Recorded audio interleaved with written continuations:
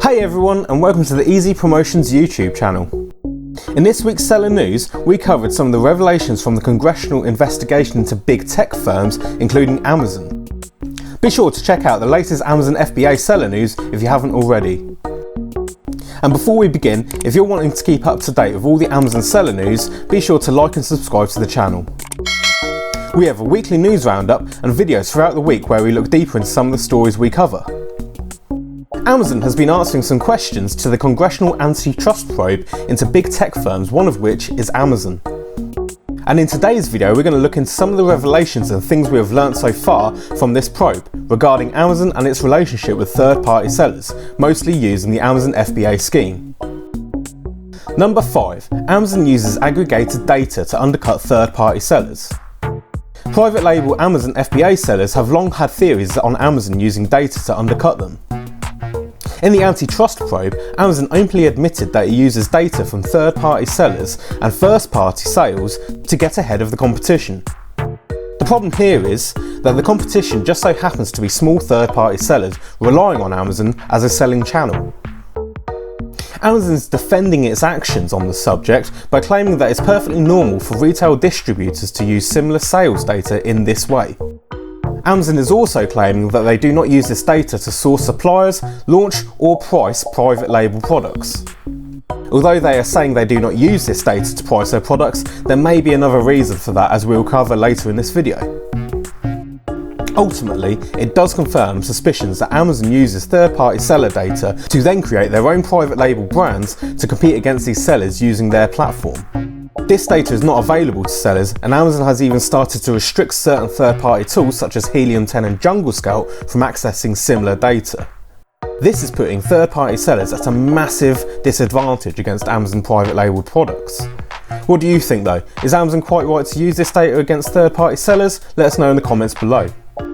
Number 4. Being FBA does not rank your product higher in searches. Everybody knows being Amazon FBA gets you the buy box more frequently. And it's assumed by many that being FBA will also rank your product higher in searches. But according to Amazon, this is untrue. The algorithm does not rank products higher in searches just because they are in the FBA program. Instead, Amazon's reasoning for the fact that FBA sellers are always ranking higher is because of the algorithm's analysis of sales data.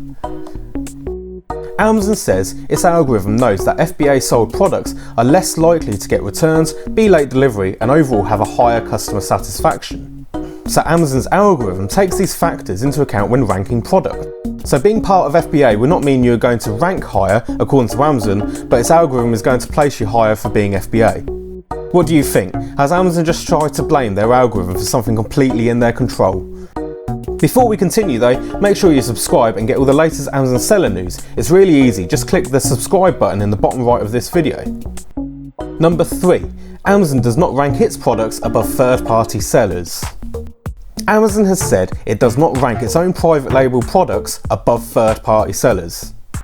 This may come as a shock to some, as it's a general consensus amongst Amazon sellers that you never try to compete against a product that Amazon is selling themselves. Amazon directly said this: the algorithms are optimised to predict what customers want to buy regardless of the seller. So Amazon is saying that the algorithm predicts what the customer wants to buy. The argument could be made that because Amazon uses third-party seller data to create its own products, then their own products are what the algorithm is going to put at the top of the search results. If Amazon using this data unfairly to create perfect products, perfectly priced, with perfect listings, then does this not give them an unfair advantage above third-party sellers? This is the exact point that the antitrust investigation is trying to establish. Number 2. Amazon gates its own products. Some categories on Amazon are gated. This means that you need special permission to sell in these categories by Amazon and potentially the brand owners if you're reselling via wholesale or retail arbitrage. Some of these brands, such as Apple, Sony or other highly regarded brands, have a special deal with Amazon restricting who can sell those brands. Smaller independent brands do not receive such special treatment though. They do not have the selling power to dictate to Amazon. Amazon though has given themselves this special treatment. They have gated everything from their own branded food containers to Amazon branded garlic presses. Not only have they taken third-party seller data to create an advantage, but they have also made sure no hijackers can jump on their listings. Hijackers can create huge problems for smaller brands, with some third-party sellers reporting that they sometimes have to wait months for Amazon to take action. If you're dealing with hijackers at the moment, be sure to check out our video we did on removing hijackers without buying the product for proof. Number 1. Amazon thinks it has 158,000 private label products. Although Amazon couldn't confirm it, they believe they have around 158,000 Amazon branded products. All of these products are listed with private data not available to third-party sellers, and they are only creating more. All of these products are also presumably good sellers for Amazon, otherwise they would not be selling them at all. If we were to assume that there are 6 third-party private label products also selling against these Amazon branded products, then there would be over 750,000 products sold by third-party sellers at a disadvantage.